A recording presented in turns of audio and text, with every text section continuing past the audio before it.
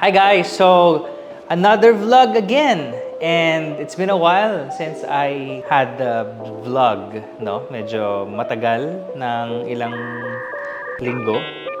Hindi, buwan na pala. Anyway, let's go straight to the process.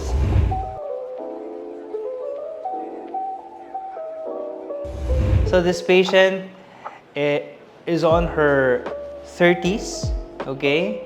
And she's having a problem with the color and the shade, plus perhaps the design of her smile. And she wanted to have it fixed by having veneers.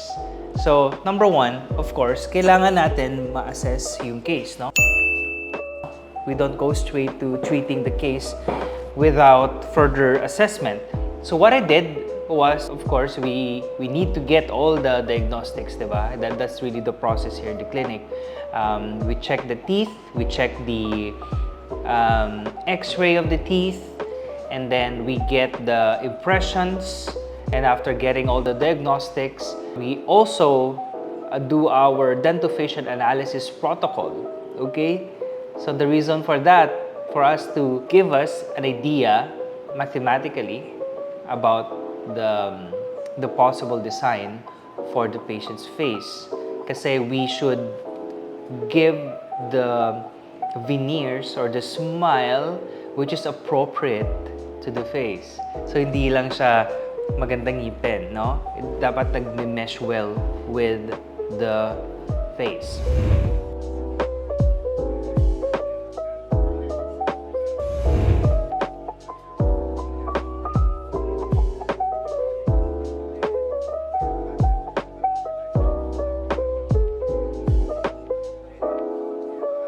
So ito, yung ginawa namin, after thorough assessment, I actually saw that the teeth are healthy, okay? So I don't want to remove a lot of sound structure. That's really my thing here in the clinic. We have to make sure that the preparation or yung bawas should be minimal, okay? That's why it's called minimally invasive procedure. So usually, we are limited to the enamel, which is the first layer of the tooth. So yun lang yung tinatanggal namin, but not all enamel. Okay, so we have to consider the preparation kasi nilalagyan natin ng parang a little bit of lock also, parang mechanically, so that the veneers won't be debonded. Okay? And also, inaayos natin yung preparation in relation to the design na gagawin. So, before ko to ginawa or before the preparation, we have our design made already, okay? Pero ginawa siya sa laboratory and we did a little bit of modification sa mouth na. I chose a lithium disilicate material for this procedure. Why? Because lithium disilicate would actually brighten the smile, pero nagsi-see-through yung inside. Okay? Because I use HT. I use high translucent material for my lithium disilicate, or the brand name is Emax. Yan yung ano namin, parang technique to give a brighter smile but natural looking pa din at the end of the day. Okay, since there's no bawas na sobra, I mean the reduction is quite minimal, so we have to implement something that is medyo predictable when it comes to like the natural looking effect plus the color. Kasi sabi niya, she doesn't like super bright na magiging fake looking, and gusto niya medyo more on natural side. She just wanna enhance this smile, especially on the premolar area. Here's the case, as you can see, medyo not symmetrical, especially on the premolar area, medyo nakalabas, and she's not confident wearing that smile. Kaya medyo kailangan namin gawan ng a little bit more of a reduction dun sa nakalabas na premolar para at least mag-blend siya. And also, we're gonna add a little bit of volume sa K9 para we won't be reducing too much on the premolar as well. Kasi at the end of the day, preservation of tooth structure is always our goal.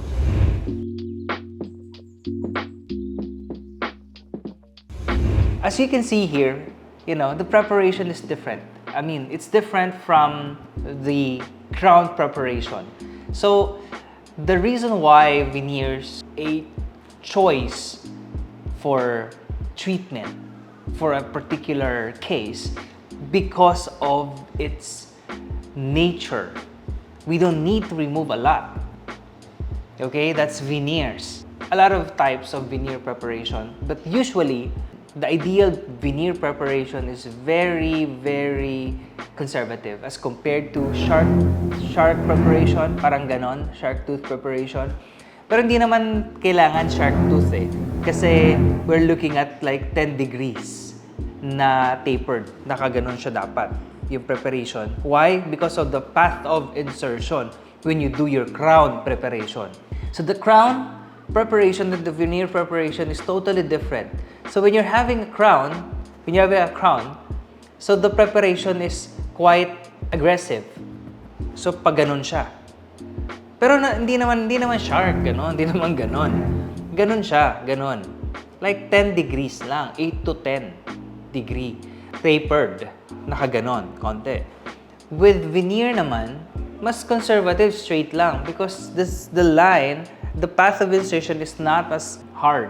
Kasi hindi naman, not encompasses all the sides of the tooth So with crowns kasi, ang dami yan. Dapat ikot. So that's why we have to make sure that yung preparation natin sa crown nakaganon. So yun yung difference, ha? Baka nalilito na naman kayo pag veneer naka-shark tooth preparation. But it's not like, it's just a term. Hindi po ganon ang veneer preparation. Veneer preparation is more conservative than the crown preparation. So, ang fear din ng iba, like what's underneath it, nung parang nagpapa-veneers ka tapos nasisira sa loob. Hindi po siya nasisira sa loob. Unless na lang po, pag yung preparation itself, let's say for example, there's still cavities in there, may bacteria pa po sa loob, hindi natanggal, then that's the time that it will grow bigger inside. Kaya nasisira or nabubulok. But most definitely, because of the advent of modern dentistry, the bonding and the material na chemical composition na antibacterial solution, something like that, that could kill the bacteria, and plus the proper tooth reduction or tooth preparation, it will ensure that there will be no secondary cavity inside. And the tooth na kinover natin ng veneers or crowns will be properly protected. Hindi siya mapapasukan. So, don't be afraid of getting veneers if it's done by an expert. Kasi at the end of the day, if it's done properly, it will enhance the quality of life. It will preserve the tooth, it will enhance its appearance, and that's it.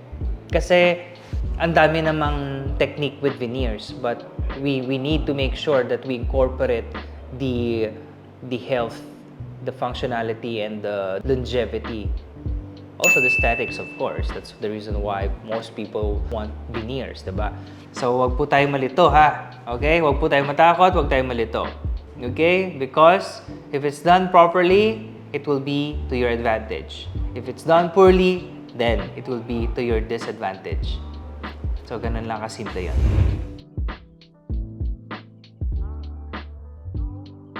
After the preparation, tapos na, we did the temporary. Patient will wear that for at least a week. It really depends, no? It really depends on the case. Sometimes 7 to 10 days, and sometimes pwede mas mabilis. Dito naman, sa case na to, she just allowed me to design everything to decide yung what is appropriate for her. That's the reason why, you know, it was easy and smooth sailing. So we did it on time.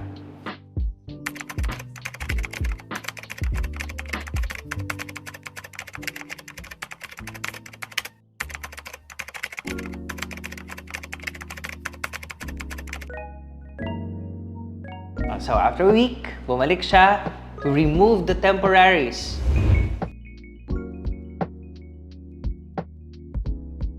One week later. We have protocol, preparation ng ceramics and ng ngipin. We clean the ceramic, we clean the veneers, we clean the teeth, then we bond it. Okay, with proper technique. Madali lang siyang i-bond.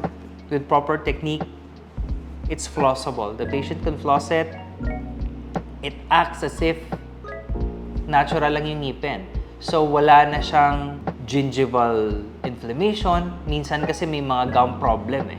Like, after nag-veneers, bumabaho or magayong gums. Okay? But if you can floss it, and then if you do flossing, hindi siya magkakaroon ng ganong problem. Okay? That's why, if it's done properly, it will be to your advantage.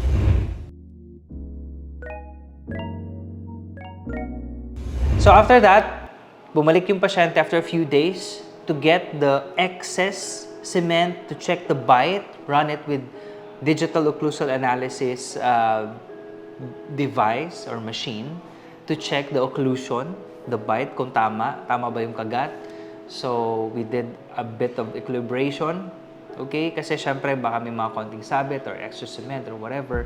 We have to remove that. We ensure also that everything should be flossable, and we teach the patient how to take care of the veneers. And also, we give all the patients night guard. Okay? So, custom-made yun. We cannot give night guard na hindi siya custom. Kasi you cannot like buy it outside tapos you're gonna form it. Hindi pwede. Kasi it might put unnecessary pressure to the teeth that might perhaps debond the veneers. Kasi hindi pa yan fully mature at the end of the day, yung bonding. So it will take time for it to bond naturally to the tooth. So you have to take care of it. So having a good custom-made night guard that the patient will use every night, of course, bago matulog, it can actually help na mag-adapt yung veneers to the tooth structure. And that's a good thing. Kasi hindi siya madidisturb during sleeping. Kasi sometimes, if it's foreign, pag bago yung ngipin nyo, it will send a signal to your brain. And ang gagawin ng ngipin nyo is i-clench niya yan. I-grind niya yan kasi bago eh. Everything's new, everything's foreign, i-grind yan. Until you can adapt. The minimum of 6 weeks for you to be able to adapt to the new sets of teeth, no? Minimum of 6 weeks. For some, it could go further, longer. So we have to bear in mind that we have to protect it while it's still adapting. Okay? So, yun yung mga tips namin talaga when having a veneers. It's not like getting a veneers and then you don't have any responsibility at all. No. You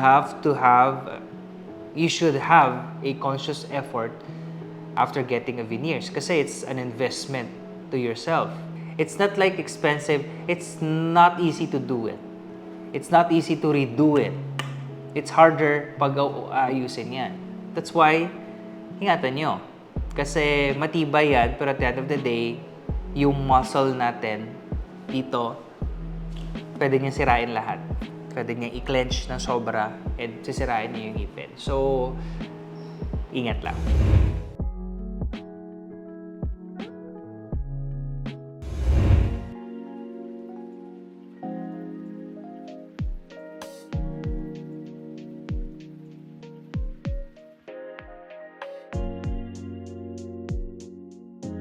So here's the beautiful result. Nakikita nyo dito, it's very, very, very subtle. It's not complicated. It looks like a natural sets of teeth. Hindi mo nga masasabi kung naka-veneer siya o hindi. We fix the problem on the premolar. We brighten the teeth a little bit more. We follow the curvature of the lower lip.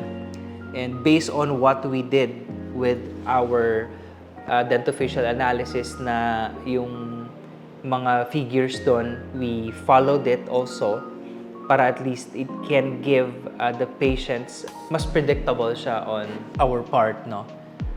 And then she's very satisfied with the result, and that's the most important.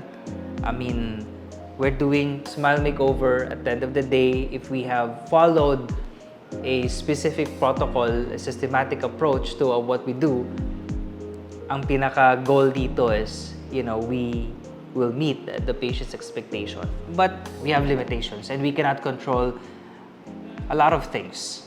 So she entrusted her case to us and we delivered. And that's it. All right. So everything's done. Good job! Thank you very much for watching. I'll hope to see you guys again.